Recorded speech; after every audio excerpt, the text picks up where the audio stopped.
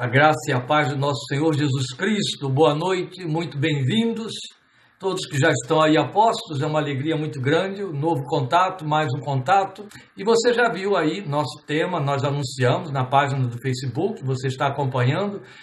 Paternagem do alto, é evidente que por conta do momento muito especial, pessoalmente eu acho que Deus gosta muito que a gente fale sobre a sua paternidade.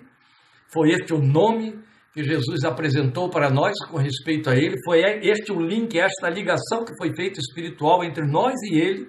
Foi para isto que Jesus morreu e ressuscitou, para nos tornar filhos de Deus, devidamente nascidos filhos, nascidos de novo.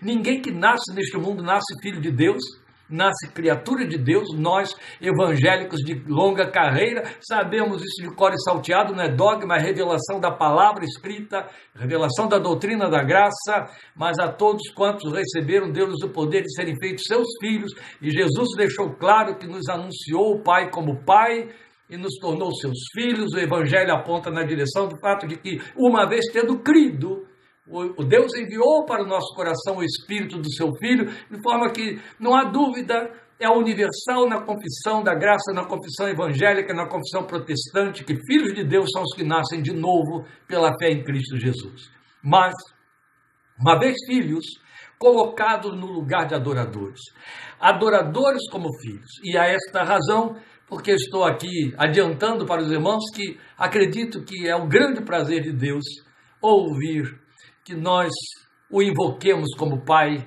que nós nos pronunciamos e o adoremos na condição de filhos. Esta é a razão porque o nosso tema de hoje corre nesta direção. No primeiro momento, e ainda continua valendo muito a proposta, o tema de hoje para mim é o Deus que ora, a começar pelos textos que vamos ler agora já de início, que você deve ter visto aí já na página, não sei se já aparece para você, Hebreus 7, 25, Romanos 8, 34, depois iremos para João 17.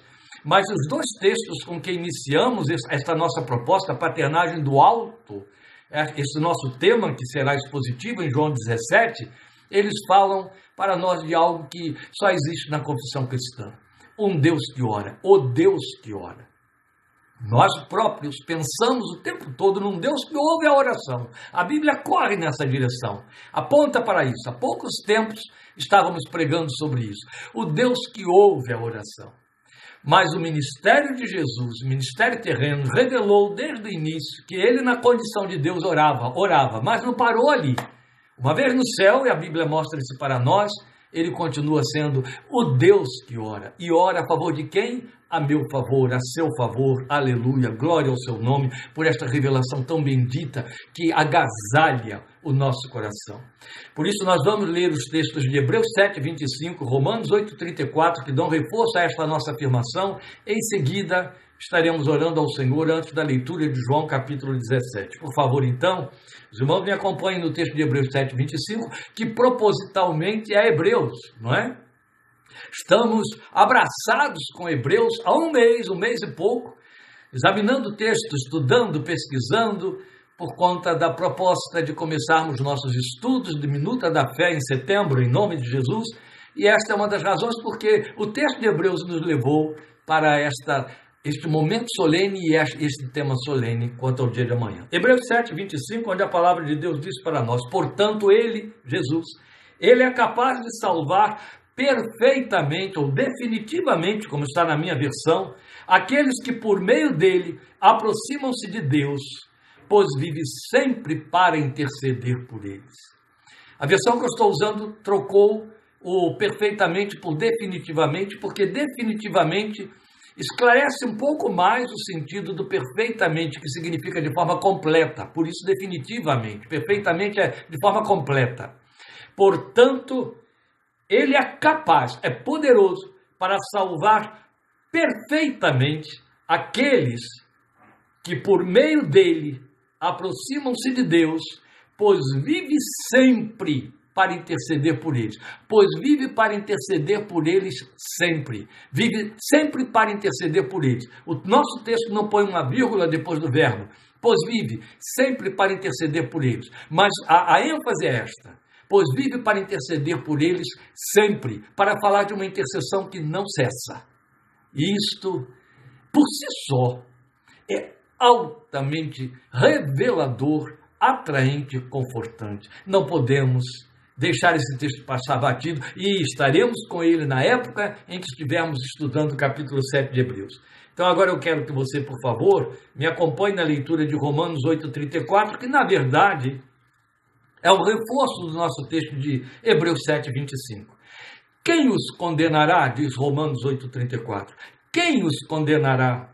Foi Cristo Jesus que morreu, e mais, que ressuscitou e está à direita de Deus e também intercede por nós. Bem, os dois textos se completam porque um lança mais luz sobre o outro. O texto de Hebreus nos informa o que Jesus está fazendo na presença do Pai. E o texto de Romanos nos diz em que posição ele está fazendo isso. É tão bonito, não é? Ele está ao lado do Pai. E a conversa que ele está tendo ali no ouvido do Pai, ao lado do qual ele está, é: eu rogo por ele. Eu rogo por ela. Lembra-te de meu filho. Lembra-te da minha filha. Pastor, você não está indo longe demais? Não, eu estou indo muito perto, meus queridos. Não estou indo longe, não. Eu estou indo muito perto do que ele quer que a gente receba, compreenda, absorva desta revelação. Se estivéssemos ouvindo aqui, em cima desse texto, um homem do calibre de um Eugene Peterson, você ouviria um pouco mais além em termos desse trabalho do imaginário da fé. Não estamos falando de especulação, imaginário da fé. Eugene Peterson insistia muito em que nós temos uma fé tão profundamente rica que seria um reducionismo, uma pobreza espiritual, não deixar que ela cresça na sua capacidade de imaginar através das janelas que a revelação de Deus passa para nós. E aqui estão duas janelas. Hebreus 7,25 e Romanos 8,34. Um dizendo que Jesus está fazendo lá na eternidade, depois que ressuscitou e subiu à presença do Pai. O outro dizendo em que condições ele está fazendo isso, como ele está fazendo. Está assentado à direita da majestade nas alturas, como o próprio Hebreus 1,3 diz, e intercedendo por nós, ali sentado ao lado do Pai. Está regendo junto o universo, mas falando no ouvido do Pai: eu rogo por ele. Eu rogo por ela. Isso é a fé que nos favorece a entender. Nós vamos orar. E logo após a nossa oração, você já deverá estar a postos com João, capítulo 17, em suas mãos. E aí, para quem conhece Bíblia, para quem tem esse trânsito pela palavra de Deus, você já entendeu para onde estaremos indo. Não é verdade? Quando lermos o texto de João 17. Vamos falar com Deus neste momento, antes da leitura do texto, e em seguida considerar esta palavra que eu tenho certeza vai nos abençoar, veio de Deus para o nosso coração, e eu convido você a compartilhá-la com tantos outros para que sejam abençoados também. Comece pelos da sua casa. Você quer abençoá-los? Convida-os a ouvirem esta palavra, passa para eles, fica cobrando. Você já ouviu aquela mensagem que está lá? Está no Facebook, entre lá na página. Se a pessoa não tem Facebook, eu tenho má vontade, diga para o YouTube, as pessoas são viciadas em YouTube. Tem um canal lá no YouTube, procure a mensagem com esse tema. Eu não preciso ensinar isso a vocês. Meu único interesse é fazer a única razão pela qual eu me sento aqui diante dessa tela e falo com você. Que a igreja do Senhor seja abençoada. E a igreja que está lá fora, como disse Jesus, ainda tem outras ovelhas que não são deste aprisco. Seja abençoada, seja alcançada, e aí você é o instrumento para fazer esse alcance. Atraí-os com cordas de amor. Não foi isso que ele disse em Oséias? Glória ao seu nome. Aleluia. Vamos falar com Deus. Obrigado, Pai. Obrigado pela liberdade, pela glória, pela bênção, pelo poder que nos é dado, porque nos foi dito isso, que deu-nos o poder de sermos feitos teus filhos, o poder que nos foi dado de te chamarmos de Pai, de te adorarmos como Pai. Nas relações humanas, não há nada que possa representar maior enternecimento no coração do ser humano do que tratar com seus genitores, com sua mãe, com seu pai, em proporções mediadas, em proporções correspondentes à afetividade, à oferta do afeto, mas a verdade é que é quando o coração mais se enternece. Não foi por menos que tu usaste Isaías para dizer: se uma mãe puder esquecer do filho que ainda amamenta, eu não me esquecerei de ti. E foi para isso que Jesus te revelou a nós. Ele diz isso, acabaremos de ler, estaremos lendo dentro de um pouco, no João 17, que ele te revelou como Pai a nós. E este foi o nome que ele te deu para que nós te invocássemos. Eu te fiz conhecer o teu nome. Se perguntássemos hoje a Jesus, ele diria como há 2000 anos atrás. Se nós disséssemos a ele, Senhor, qual é o nome de Deus pelo qual devemos adorá-lo e invocá-lo? Ele diria, Pai. Ele é teu Pai. Eu te possibilitei ser filho dele. Ele quer te ouvir dizer, meu Pai. Ó Deus, eu sei que tu enterneces o teu coração quando nos ouves clamar de Pai, te chamar de Pai. Não foi para menos, nem menos do que isso, e nem por menos do que isso, que a tua palavra diz que nos enviaste o Espírito de Filho ao nosso coração, para que esse Espírito de Filho em nosso coração voltasse-se para ti, levantasse seus olhos ao céu e dissesse, Abba. E eu creio que isso ecoa dentro de ti. E abre as tuas ternuras a nosso favor, como tu disseste em Oséias. As minhas ternuras se acendem. Aleluia. Oh, fala-nos conosco. Fala conosco, Pai. Fala esta noite, fala de novo, fala mais uma vez. Vem outra vez e fala aos nossos corações. Ao coração dos que estão ao alcance desta voz e dos que vão ouvi-la depois. Mas que tu nos fales de perto, por amor de teu nome, por causa da excelência das tuas misericórdias e da tua fidelidade, em nome do Senhor Jesus. Aleluia. Amém. É evidente que falar de um tema desse mexe com nossos corações e internet. Somos crentes, né, meus queridos? Somos crentes. Se o crente fosse um ser vazio ou insensível, não seria crente. Esta é uma revelação a um só tempo extraordinária e atraente. Acabamos de procurar colocar essas imagens aí diante dos seus olhos ou dos olhos da sua fé. Cristo no céu, diante do trono do Pai, intercedendo pelos crentes, seus seguidores na terra. É isso que ele está fazendo. E é disso que temos de tratar. Simplesmente isto, o Deus que ora, como nós dissemos. E essa foi a sua marca de vida na terra. Continua no céu. O que mais chamou a atenção dos seus seguidores era o fato de que Jesus se retirava para orar e gastava horas, às vezes, noite inteira, conversando com o Pai. E sua oração ao Pai não era mais nem menos do que conversa. Era uma conversa com o Pai, era diálogo com o Pai. Aliás, o que ele sempre pretendeu que nós fizéssemos também, não é? Clama a mim e responder-te-ei. Ele estabeleceu os princípios do diálogo. É como se ele dissesse, começa por você, fala comigo. Claro, é isso que a gente faz. Quando você chega diante de Deus, a primeira coisa que você faz é abrir a boca, não é verdade? Você ora, você começa o diálogo. E ele diz, mas eu te responderia. A questão é que nós nos viciamos, especialmente depois do movimento pentecostal, que nos condicionou a ideia de que Deus só fala através de palavra profética, a ouvir uma manifestação de um dom espiritual. Sempre será manifestação de um dom espiritual, só que as formas de Deus falar são multiformes. Ele é o Deus que usa o silêncio para nos fazer ouvir a voz. É bom a gente saber, lembrar muito bem de um profeta tão acostumado a ouvir a voz estrondosa de Deus, a ponto de esperar que ele estivesse falando no meio dos temporais, no meio dos vendavais, no meio de um fogo estridente, e descobre que lá está Deus falando, no som suave e leve de uma brisa da tarde. As multiformes maneiras de Deus falar. No momento, Apocalipse vai dizer que ele tem a voz como o som de muitas águas. No outro momento, você vai ter Reis dizendo que Elias o ouviu numa brisa suave. Ele fala ainda aos ouvidos que não têm capacidade de perceber o som. Porque ele fala ao coração. E se a voz que falar seja através da manifestação de um dom profético ou de uma sinalização qualquer externa e visível, não atingir o coração, foi uma fala inútil. Então, de que serve um som, uma voz sonora, se o coração não se abrir para ela? Por isso que Jesus disse em Apocalipse, estou à porta, falou para a igreja, e bato. Se alguém ouvir a minha voz, ele pode estar batendo. Às vezes a gente tem a batida ela tem formas. A batida às vezes vem na forma de uma dor, de um anúncio, de um aviso, de uma preocupação, de uma angústia, de uma necessidade. Mas por detrás da batida está a voz. A batida se antecipa para dizer, a mensagem está aí dentro. Ouça a voz através da batida. Isso dá uma pregação, não é? Mas não é esta hoje e nem vamos nos ocupar com isso hoje. Eu apenas quero chamar a sua atenção de que nós estamos diante daquilo que eu chamaria de paternagem divina.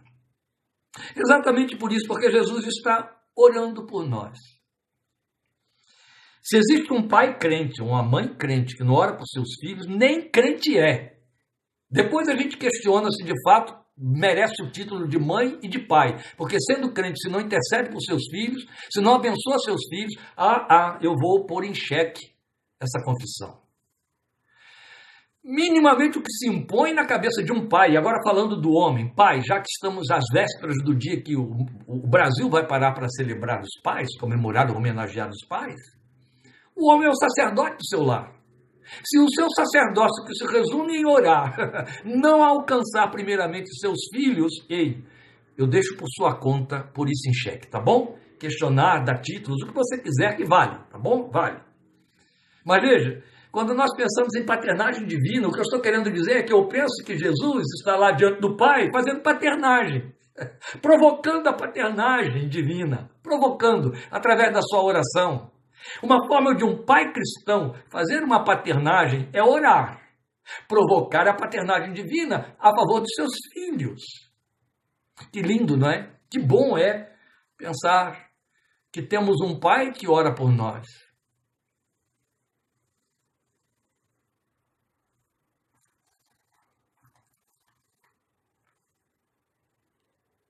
Meu pai só se tornou um cristão por natureza um dia antes de morrer.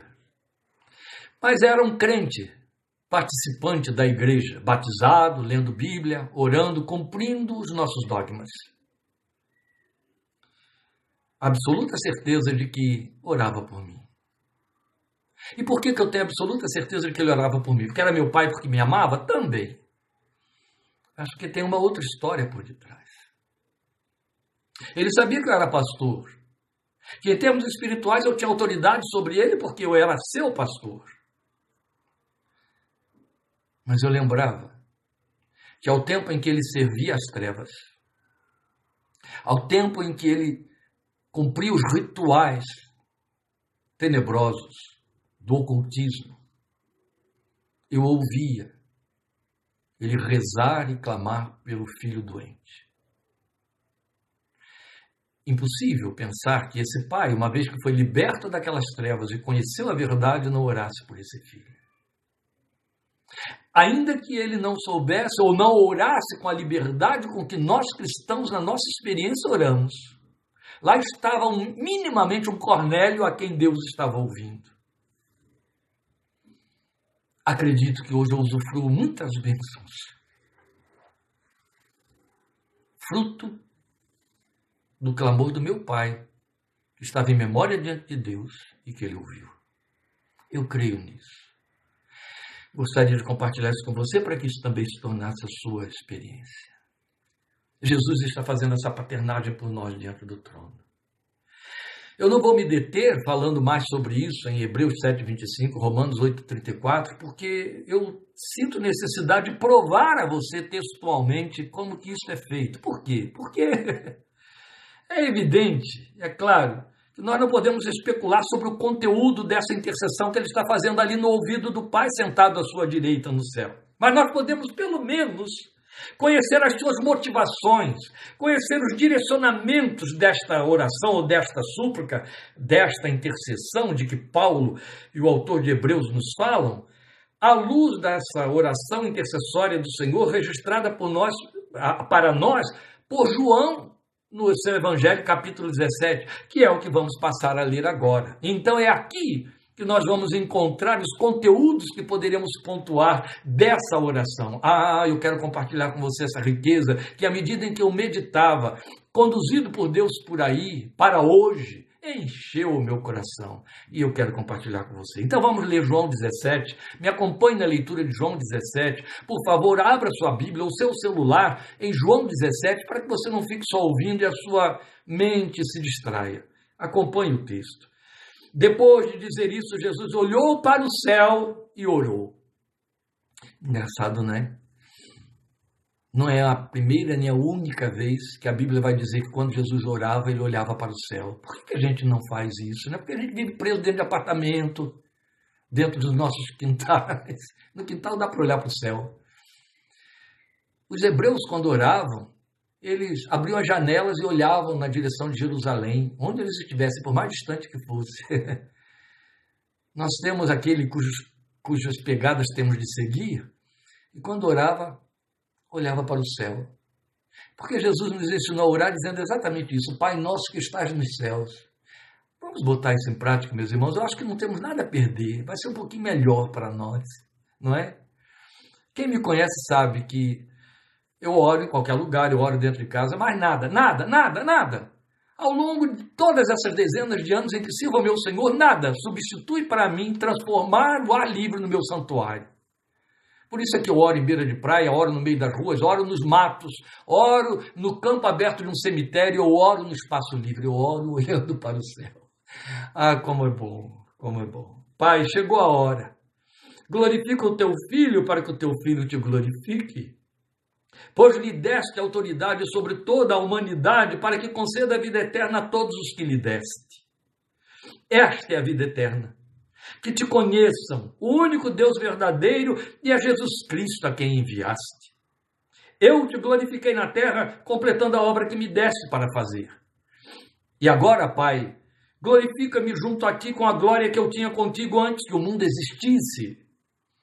Eu revelei teu nome àqueles que do mundo me deste. Eles eram teus, tu os deste a mim, e eles têm obedecido à tua palavra. Agora eles sabem que tudo que me deste vem de ti, pois eu lhes transmiti as palavras que me deste e eles as aceitaram. Eles reconheceram de fato que vim de ti e creram que me enviaste. Eu rogo por eles. Não estou rogando pelo mundo, mas por aqueles que me deste, pois são teus. Tudo que tem é teu, e tudo que tens é meu. E eu tenho sido glorificado por meio deles. Não ficarei mais no mundo, mas eles ainda estão no mundo. E eu vou para ti. Pai Santo, protege-os em teu nome, o nome que me deste, para que sejam um, assim como somos um. Enquanto estava com eles, eu os protegi e os guardei no nome que me deste. Nenhum deles se perdeu, a não ser aquele que estava destinado à perdição para que se cumprisse a Escritura. Agora vou para ti, mas digo estas coisas enquanto ainda estou no mundo, para que eles tenham a plenitude da minha alegria. Dei-lhes a tua palavra e o mundo os odiou, pois eles não são do mundo, como eu também não sou. Não rogo que os tires do mundo, mas que os protejas do maligno. Eles não são do mundo, como eu também não sou. Repete. Santifica-os na verdade. A tua palavra é a verdade. Assim como me enviaste ao mundo, eu os enviei ao mundo. Em favor deles eu me santifico para que também eles sejam santificados pela verdade. Minha oração não é apenas por eles. Rogo também por aqueles que crerão em mim por meio da mensagem deles. Para que todos sejam um, Pai, como tu estás em mim e eu em ti. Que eles também estejam em nós, para que o mundo creia que tu me enviaste. Dei-lhes a glória que me deste, para que eles sejam um, assim como nós somos um. Eu neles e tu em mim. Que eles sejam levados à plena unidade, para que o mundo saiba que tu me enviaste e os amaste como igualmente me amaste. Pai, quero que os que me deste estejam comigo onde eu estou e vejam a minha glória, a glória que me deste porque me amaste antes da criação do mundo. Pai justo, embora o mundo não te conheça, eu te conheço e estes sabem que me enviaste. Eu os fiz conhecer o teu nome e continuarei a fazê-lo a fim de que o amor que tens por mim esteja neles e eu neles esteja. Concordo com aqueles que neste momento estão pensando assim, pastor, pode acabar, pode parar, não prega mais. Essa leitura nos revelou esta oração, o conteúdo do que ele está dizendo ao Pai, a maneira como ele roga, isso já encheu o nosso coração. Sim, mas eu acho que eu quero compartilhar a forma como encheu o meu. É a minha experiência que eu quero compartilhar com você. Há mais a ver aí. Mas você percebeu? Estamos diante de uma oração intercessória. Jesus ora por si primeiramente, depois ora por aqueles que estão ali no seu entorno, e esta oração profeticamente também é para nós. E depois por nós, aqueles que viriam a crer através da pregação deles. Aí legitimamente somos nós. Mas aí ele fecha fazendo um conjunto só, junta todo o grupo num único grupo pelo qual intercede, a igreja. E nessa intercessão, você percebe como ele cria títulos para o Pai, apelativos, Pai Santo, Pai Justo. Como ele apela literalmente, peço que, eu quero que, a minha vontade é que. É tão lindo, é suplicar. Ele está suplicando, esse é o intercessor. Oh, meu Deus, eu imagino como isso funcionou no coração do Pai e como continua funcionando ainda hoje. Eu me lembro, não é? Ah, pastor, vai para João 17. Não, vamos segurar aqui um pouquinho. Eu me lembro do momento em que ele conta para Pedro algo que não mudou nada para Pedro. Mas ele sentiu necessidade de contar a Pedro um segredo que Pedro não saberia nunca. Ele disse assim: Pedro, Satanás pediu para cirandar vocês como trigo. Eu roguei por ti ao Pai, para que a tua fé não desfaleça. Duas informações que não mudaram nada para Pedro. Se Jesus não tivesse contado, o efeito continuaria sendo o mesmo. Mas o que mudou ao Jesus contar é que trouxe uma revelação nova e deve ter enchido o coração de Pedro de acolhimento, de agasalho, de bem-estar. Não faz bem a você? Ah, a mim faz, viu, gente? E muito. Quando alguém chega para mim e diz: tenho orado por você. Deus me moveu a orar por você. Meu Deus, eu quase fico saltando pelo lado de dentro. Especialmente quando eu sei que isso não é dito para me agradar. E a pessoa compartilhando comigo sua experiência, movida por Deus a orar por mim. Nada pode substituir isso aí. Nenhum presente substitui isso que está aí. Há bem poucos dias, meu coração transbordou de alegria quando um ex-aluno meu do seminário, a quem eu não via há uns 20 anos, fez contato comigo de novo através das redes sociais, e aí me falou: eu conheço bem a sua família, não é? Meu pai já está com o Senhor, Deus o levou. Minha mãe está comigo, velhinha. Pastor, ela sempre ora por você. Meu Jesus, eu me derramei que nem manteiga quando eu vi isso. Há 20 anos sem ouvir falar neles. Aí tomar conhecimento daquela senhora que hoje está idosa e saber que mesmo não me vendo há 20 anos, não participando das minhas ministrações através das redes sociais, é movida por Deus a orar por mim ao longo de todos esses anos, sem ter nenhum estímulo, nenhuma devolutiva da minha parte que estimulasse isso aí, cumprindo um ministério. E isso encheu o meu coração. Agora você imagine a gente tomar conhecimento de que o Filho de Deus está sentado diante do Pai na majestade, na altura, e que faz de mim e de você o objeto da sua oração, como ele fez para Pedro, em caráter tão pessoal e particular. Eu roguei por ti ao Pai. Ele tomou conhecimento de instâncias espirituais invisíveis que só ele podia conhecer. E aí intercedeu, literalmente. Intercessão é isso, é ocupar o lugar dele, é interromper, invadir a área. Foi isso que ele fez. Ele interceptou com a intercessão e rogou ao Pai. Olha, ele está pedindo, Pai, para você deixar que ele se irande com Pedro. Eu também vou te pedir. Eu vou te pedir não deixe a fé dele desfalecer, se isso vier a acontecer ou quando vier a acontecer. Que lindo. Mistérios espirituais revelados, janelas que se abrem para nós. Que lindo. E ainda tem crente com medo. Ainda tem crente inseguro. Ainda tem crente cheio de ansiedade. Não precisa, querido. Não precisa, querida. Você está coberto pela intercessão do Filho de Deus. E daqueles que ele ouve orando a seu favor. Deus ouve a oração do justo e ela pode muito em seus efeitos. Ore mais, creia. na oração que Deus ouve. Glória ao seu nome. Mas, meus queridos, aqui está o conteúdo que a gente pode pontuar dessa intercessão. Eu não estou dizendo que ele está orando estas coisas agora, mas você vai perceber que as motivações são as mesmas, porque as necessidades continuam sendo as mesmas. Então, nada de extraordinário pensar que nesta oração que podemos pontuar que nesta oração está acontecendo na intercessão a nosso respeito. A primeira coisa que você percebe é a identificação do objeto porque ele ora. Ele diz: eu roguei por ti, Pedro. Conheço-te pelo teu nome, tu és meu. Isso significa que meu nome, que a Bíblia diz em Isaías 48, que está gravado na mão dele. Aleluia. Isso é muito reverente. Vamos dar um tempinho aí. Isso é reverente demais, solene demais.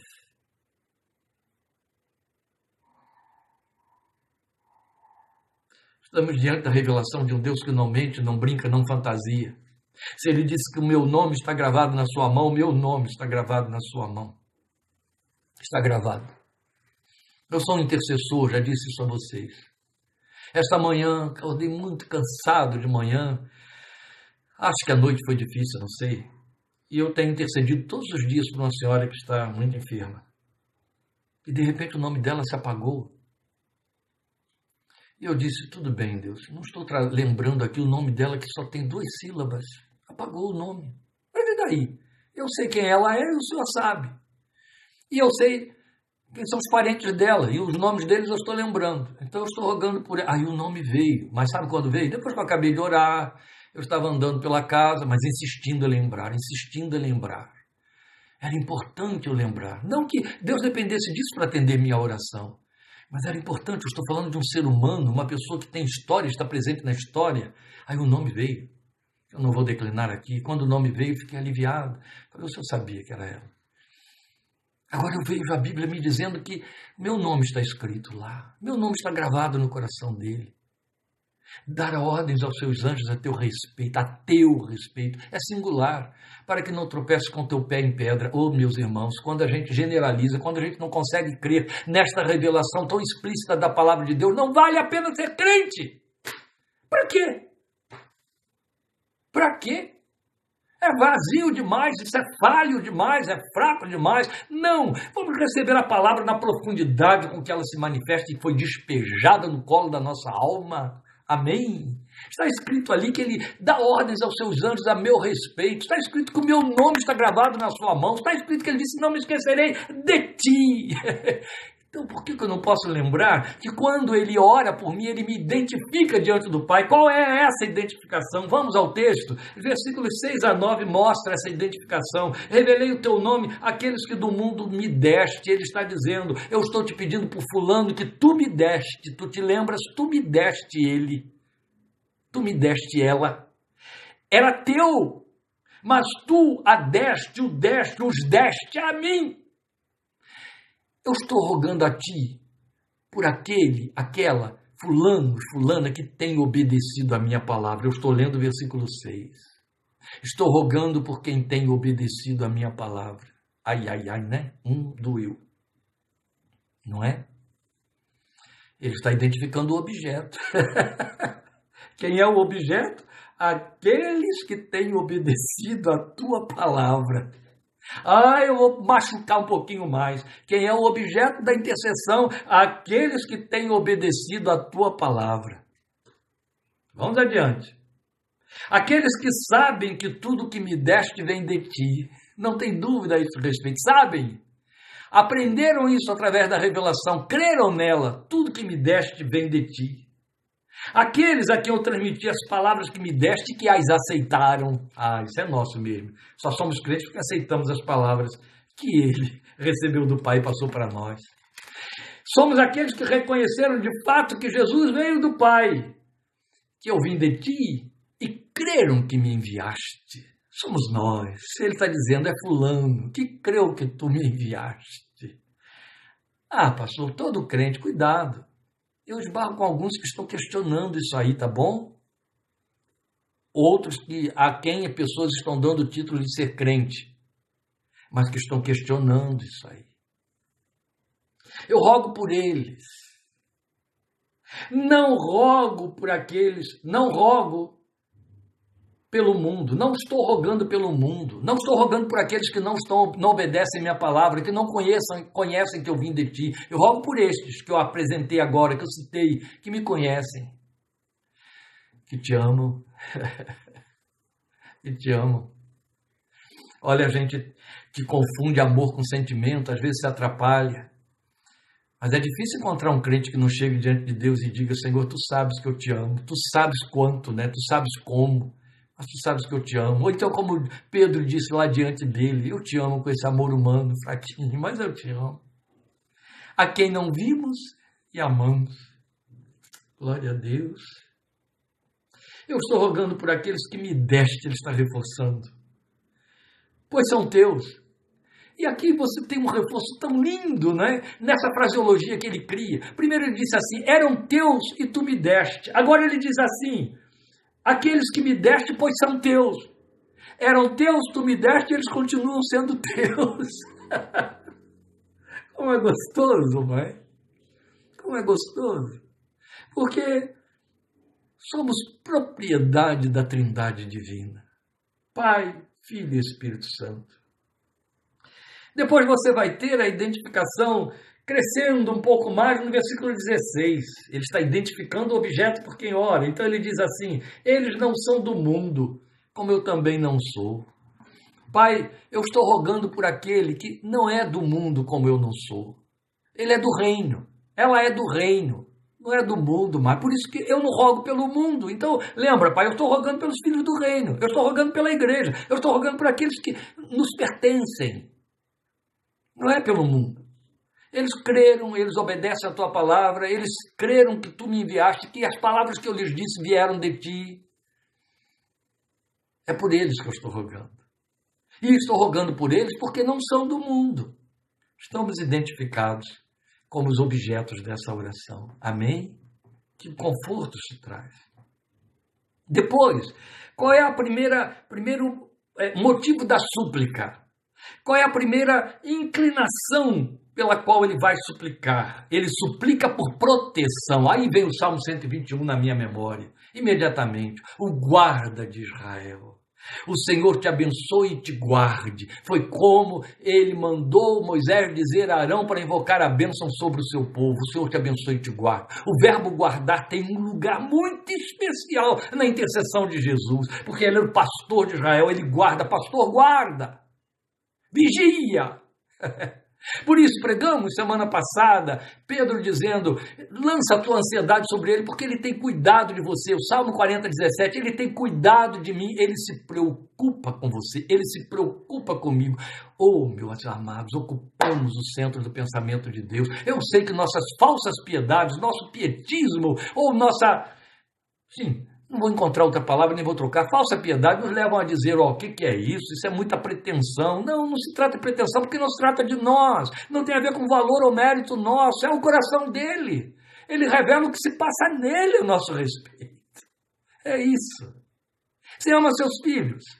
Claro que ama. E quando eram bebês, oh meu Deus, você daria a vida. O seu corpo inteiro você entregaria ao fogo para salvar o seu filho. Especialmente sendo bebê. Ama profundamente. E esse filho bebê nem sabia disso, só começa a perceber, só começa a sentir. Mérito? Qual é o mérito? Por que você ama esse filho? Porque é seu filho. E a questão, o problema, está no seu coração.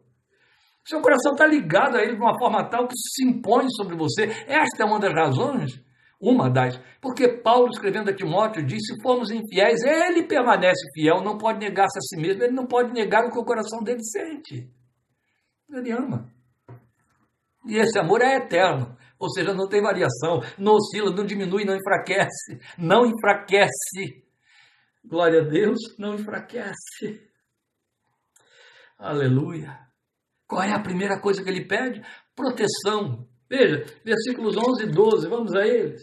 Olha o que ele diz aí. Não ficarei mais no mundo, mas eles ainda estão no mundo e eu vou para ti. Pai Santo, protege-os em teu nome. Guarda-os em teu nome. Enquanto estava com eles no mundo, enquanto estava com eles, eu os protegi e os guardei no nome que me deste. Nenhum deles se perdeu. Agora vou para ti. Mas o que ele está dizendo é, guarda-os, protege-os. Ele nos ensinou a pedir isso outro tanto. Lembra da oração do Pai Nosso? Não nos deixes cair em tentação, mas livra-nos do mal. Protege-nos. Guarda de Israel.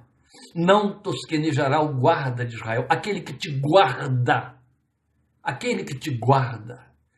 Crente, descanse nele, crendo nisso. Você só encontra segurança e descanso quando crê nesta verdade revelada, desculpem. A verdade de que você está guardado por aquele cuja palavra diz que o seu anjo acampa-se ao seu redor, é ele, o Senhor Jesus, e te guarda, e que te livra. Por isso vocês me viram, e ainda me veem, tantas vezes tão enfurecido com líderes, igrejas, mestres falsos, impingindo na cabeça dos crentes um terror terrível, tremendo, a respeito das trevas, dos poderes das trevas, das sanhas de Satanás, como se estivéssemos desamparados, entregues a toda a sorte do mal, e em uma condição inferior ao tentador e perseguidor, inimigo da nossa fé. Chegaram a olhar aquele texto de Pedro, dizendo que ele anda ao derredor, bramando como leão, buscando a quem possa tragar, como se Pedro estivesse dizendo, ele vai tragar, viu? E disseram isso. Que pobreza, que confissão esdrúxula e fora da revelação, desautorizada, não verdadeira. Estamos protegidos, estamos guardados. O que é nascido de Deus o guarda e o maligno não o toca. Estamos guardados, protegidos. Aleluia. Ele suplica pela proteção. Veja o versículo 15. Vá lá comigo, por favor. Não rogo que os tires do mundo, mas que os protejas do maligno. Meu Deus, Deus falha essa oração, deixa de ouvir. Se você tiver dúvida de que ele te ouça no fechamento da oração do Pai Nosso, tudo bem, faz parte da sua fraqueza. Mas pretender que o pai não vai ouvir a intercessão do filho que está dizendo protege-os do maligno, é no mínimo blasfemar. É minimamente uma blasfêmia. Ele nos protege, ele pede proteção, porque qual pai não busca isso para seus filhos? Qual é o pai que não tem, especialmente quando o filho é frágil, quando o filho é criança? Qual é o pai que não tem o coração sempre ansioso, inquieto? Porque tudo quanto quer é guardar a integridade do filho, guardar do mal, guardar das perversões, guardar das más influências, guardar, ser um guarda-chuva de proteção e agasalho. Nos nossos exercícios de oração pelos nossos filhos, quando foi que não usamos esse verbo? Quando foi que esse verbo não foi dominante? Se eu, como pai fracassado, falho, humano, você, como pai e mãe limitados, como somos, se deixou invadir por essa necessidade e súplica nas suas orações, imagine o coração de um Cristo que conhece lutas, dramas e problemas que nós desconhecemos, que vê onde não nos permite ver para que estejamos em paz. Ele nos guarda. E não é significativo ser esse o primeiro tema do seu cuidado, da sua intercessão? É a primeira coisa que ele pede. Eu peço que os protejas, eu peço que os guardes, que os livres do maligno. 3 vezes você vai ouvir esse verbo sendo repetido, pedindo proteção. Onde e quando Deus vai deixar de ouvir esta súplica do seu filho? Nunca. Mas lembre de Hebreus, esta oração é contínua, vivendo para interceder sempre por eles. Está intercedendo por nós. Não esqueça, o texto de Romanos 8,34 que eu citei, o texto de Romanos 8 diz que o Espírito Santo também intercede por nós, no versículo 26. Não esqueça isso. Depois nós vamos ter uma súplica um tanto diferenciada. Ele está pedindo pela manutenção da nossa identidade nesta condição de filhos. É nos versículos 17 a 19 que você vai ver isso. O prevalecimento da identidade, aquilo que somos. Santifica-os na verdade. A tua palavra é a verdade. Uma santidade que emerja, que tenha toda a influência da revelação. Eles obedecem à tua palavra, não foi o que ele disse? Então seja uma santidade no nível da palavra. A santidade que a palavra dita. Não é a santidade que a igreja, o figurino da igreja, as decisões de liderança determinam. A santidade bíblica. A santidade que mostra para nós que quem se faz amigo do mundo se torna inimigo de Deus. A santidade que é um revestimento da revelação. A santidade pela palavra, ele está pedindo isso. Assim como me enviaste ao mundo, eu os enviei ao mundo, em favor deles eu me santifico, para que também eles sejam santificados pela verdade. Jesus disse isso. Vocês já estão limpos pela palavra que lhes tenho falado. O crente fica pensando muito em santidade negativa, não posso fazer isso, não devo fazer aquilo, e esquece que a forma eficaz de santificação é observando o coração pela palavra. A palavra nos santifica, a palavra domina a mente. Como purificará o varão o seu coração? Observando conforme a tua palavra. O temor do Senhor é o princípio da sabedoria. Esta palavra, reinando na mente e no coração, produz os insumos de santificação, de separação, de identificação com o Pai que é santo, como ele pretendeu. Isso continua nos versículos 21 a 23, veja aí. Para que todos sejam um, Pai, como tu estás em mim e eu em ti, que eles também sejam em nós, para que o mundo creia que tu me enviaste, que eles sejam como nós, que eles tenham uma unidade. E isto os identifica. Dei-lhes a glória que me deste, para que eles sejam um, assim como nós somos um, eu neles e tu em mim, que eles sejam levados à plena unidade, para que o mundo saiba que tu me enviaste e os amaste como igualmente me amaste. Se a esta altura restar alguma dúvida sobre o significado de unidade, ela é confessional. Então basta você abrir sua Bíblia em Efésios capítulo 4, onde você vai ouvir Paulo falando sobre a unidade da fé, e aí você vai ouvi-lo dizer uma só fé, um só Senhor, um só batismo. Um só Deus e Pai de todos. Esta é a unidade. Quem é que está em unidade comigo e com quem eu estou em unidade espiritual? Aquele que confessa uma só fé, um só batismo, um só Senhor, um só Deus e Pai de nosso Senhor Jesus Cristo. Esta é a unidade.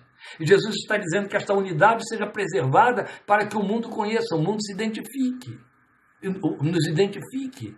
Há poucos dias, um grande amigo meu, pastor, disse que ouviu a afronta na internet de um padre, um sacerdote católico, acusando os crentes, os filhos da reforma, dizendo, eles são divididos, totalmente divididos, não são igreja, porque cada grupo é uma igreja, enquanto que a igreja católica é uma igreja só. Eu não estou aqui fazendo discussão dessas coisas que não tem valor nenhum para mim, eu estou apenas pontuando aqui a oração de Jesus sobre a unidade.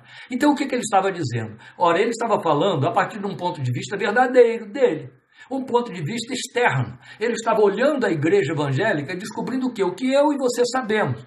Uma cabeça não pensa como a outra. Por isso que nós temos vários títulos, estamos em vários lugares, estamos com propostas diferenciadas. Numa mesma rua você tem 4, 5 igrejas, numa rua adjacente à casa da minha sogra, há 19, eu já contei. Uma rua de 900 metros, eu contei 19 salões de culto evangélico, cada um com título. E houve um lugar em que um salão dividia a parede meio com o outro. 2 placas, 2 títulos diferentes. Esse padre, vendo tudo isso, disse, eles não sabem a quem pertencem, estão totalmente separados uns dos outros, cada um segue um só caminho, não são igreja. Ele errou no fato de que ele não sabe que não são nossos títulos, nossas diversidades de denominações e formas de governos, que nos identificam. Nós somos identificados pela unidade de Efésios 4, que só a igreja evangélica tem. De todas as pretensas confissões cristãs, só a igreja evangélica tem esta confissão. Um só Pai, um só Deus e Pai, um só Senhor. Eu não chamo ninguém de Senhor, a não ser Jesus Cristo. Não existe senhoras e senhores menores na minha confissão, nem na sua. Só um Senhor, um dono da minha vida. Cristo Jesus, foi o único que foi para a cruz, foi o único que morreu, é o único mediador entre Deus e os homens. Um só batismo. O batismo que reconhece onde eu reconheço que eu pertenço ao meu Senhor e que quero segui-lo. Um só batismo, uma só fé, aquela que proclama a graça salvadora, garantida pela redenção do meu Senhor na cruz do Calvário. O que Jesus está dizendo é que eles sejam um, nessa unidade, Pai. Eu estou te pedindo que essa unidade não falhe. Glória a Deus. Aí está uma oração que não cai.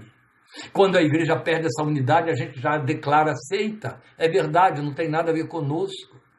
Nós somos irmãos de uma só igreja. Batista, não batista, pentecostal, com nome, sem nome. Qualquer dia vamos botar uma placa aí. Igreja evangélica sem nome. Pode ter certeza. Que não falta ideias, não é? Quadrangular, não pentecostal, presbiteriana, metodista, irmãos unidos, que nome for. Nós somos uma só igreja. Estamos dentro da unidade da fé em Efésios capítulo 4. Aleluia, glória a Deus. Esta é uma verdade que ninguém pode tirar de nós. Uma só confissão, uma só fé, a graça salvadora em Cristo Jesus, e nenhum outro há salvação. E é isso. Então, aí está tudo que tem a ver com a preocupação paterna. Se existe uma coisa que pai e mãe não negociam contra seus filhos, é a identidade da família, a identidade do lar. Não importa que case com fulano, com A ou com B, mas a identidade, as raízes estão lá. O DNA está lá para falar isso, antes de qualquer outro comportamento. Meus filhos são meus filhos porque são herdeiros do meu DNA. Há toda uma gênese de formação da estrutura mental, psicológica, moral, personal, que foi cultivada e feita durante minimamente os 7 primeiros anos da sua vida, em especial os 5 primeiros anos. Isso ninguém pode tirar mais, até o último dia que viver. As marcas da paternidade estão lá. E nós as queremos. Nós queremos que não desfigurem, nós queremos que os filhos preservem. Pode trocar o nome, especialmente quem tem filha mulher, não é? Sabe que o nome é trocado no casamento aí, por opções legais. Mas a identidade ninguém troca. Ninguém troca. E a gente ora para que essas identidades sejam mantidas. É segurança para eles, não é? É o ninho. É o ninho origem, o ninho formador, que eles vão transferir para seus filhos outro tanto.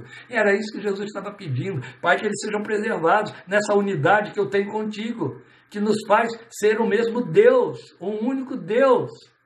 Eles têm de ser um único povo, uma única família, um só corpo, um só corpo.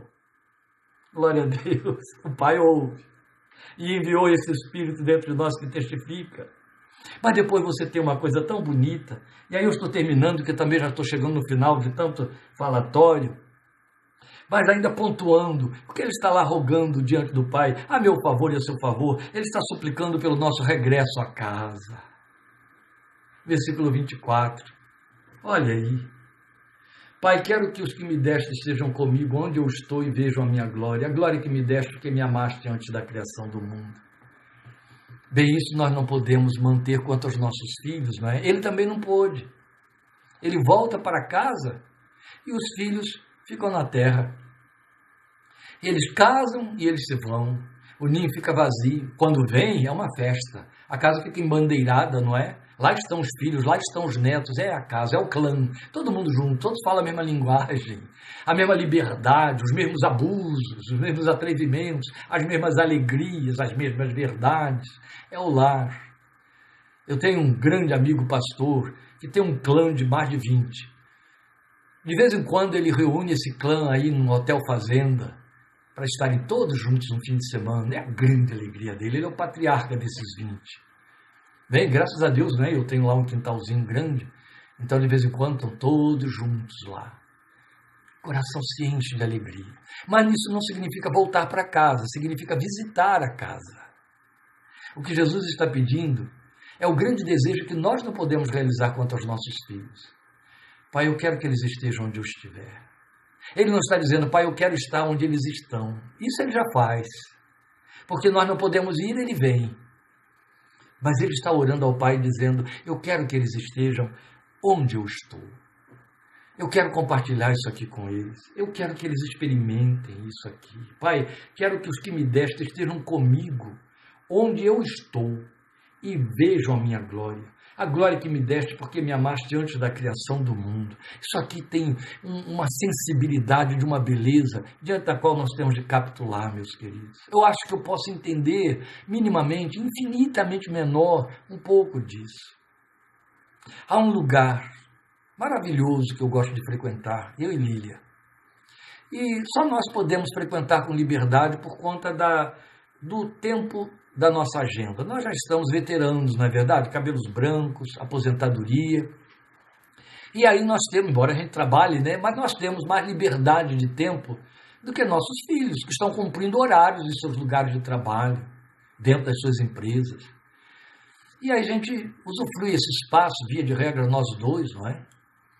E quando eu estou lá, especialmente se eu estiver sozinho, quando eu estou andando por aquelas ruas, quando eu estou andando naquele lugar, meu coração se dilata e eu oro e digo, Senhor, está tão gostoso isso aqui. Eu queria tanto que fulana, estou falando de filha, e fulano, marido da filha, estivessem aqui também. Dá a eles a oportunidade de usarem isso aqui um pouco mais, que eles possam vir, que eles possam experimentar isso. Aí alguma coisa que me enche o coração de alegria, que é um prazer um pouco maior, traz um pesar lá dentro. Se pudesse estar dividindo isso aqui com eles, se eles pudessem estar experimentando isso também. Multiplique isso infinitamente mais. Quando o Senhor que sofreu, suou com eles, foi perseguido, se escondeu tantas vezes e os viu sendo perseguidos por causa do seu nome. Sangrou ali no Getsemane, foi esbofeteado e os viu sofrendo, sendo humilhados, perseguidos, mortos por causa do seu nome. Ele entra na glória, todo o esplendor dessa glória, cujas palavras humanas não podem traduzir.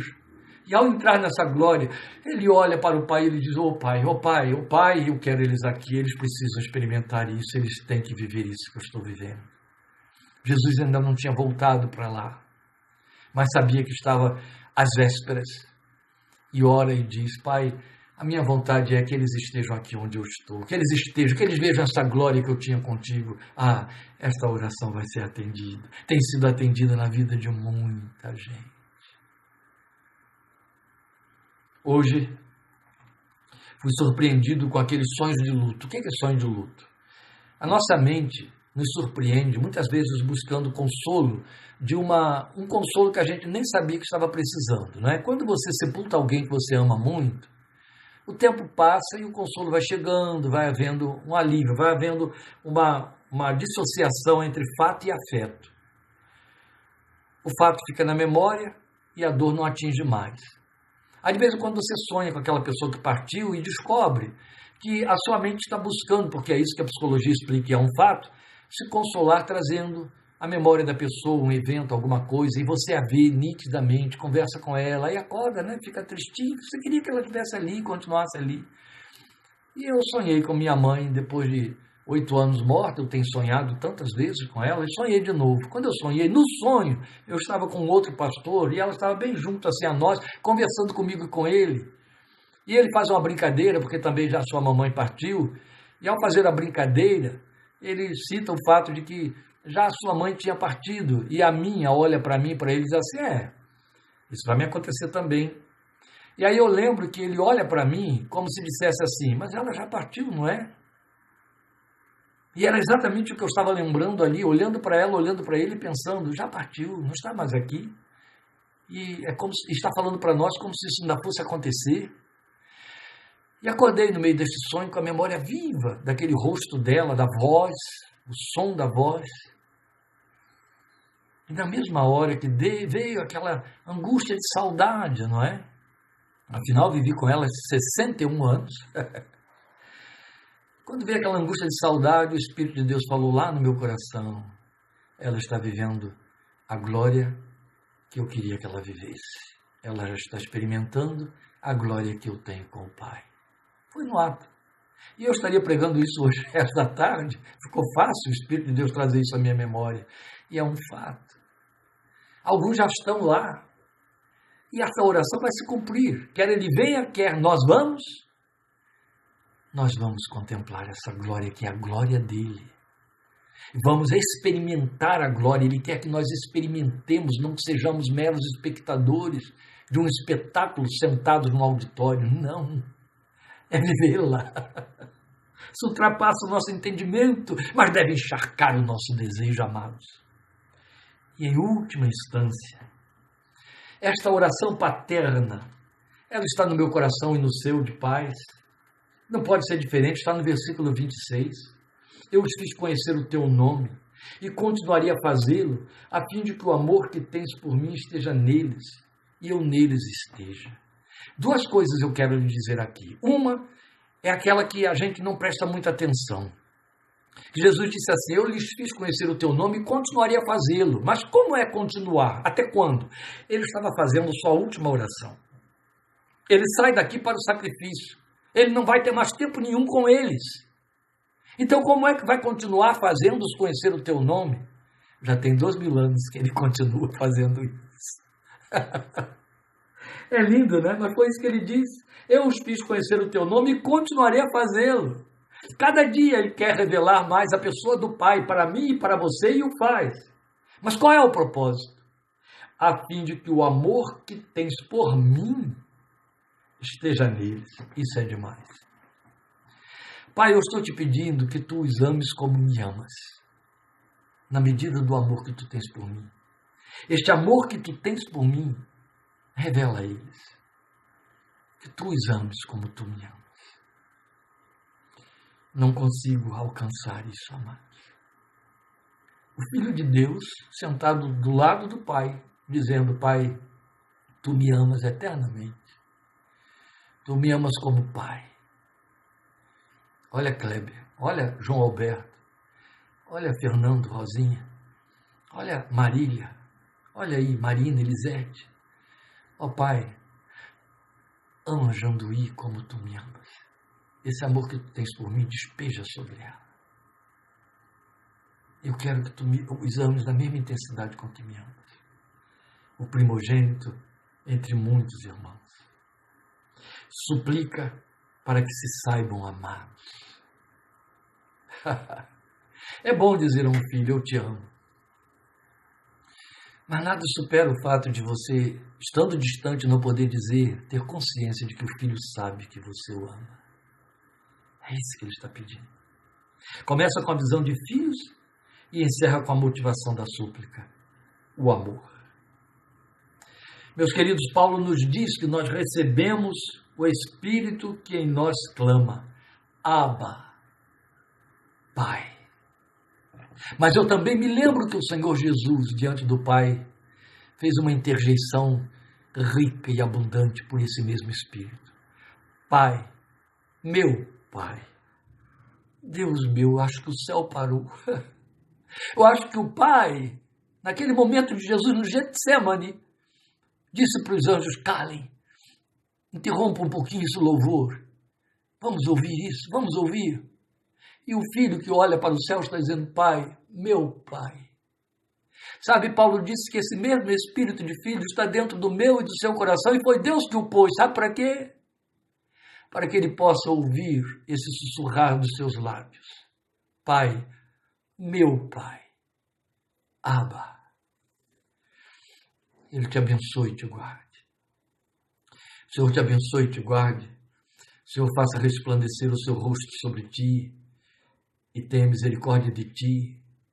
O Senhor sobre ti levante o seu rosto e te dê paz, como Pai que Ele é seu, por meio de Jesus o Senhor.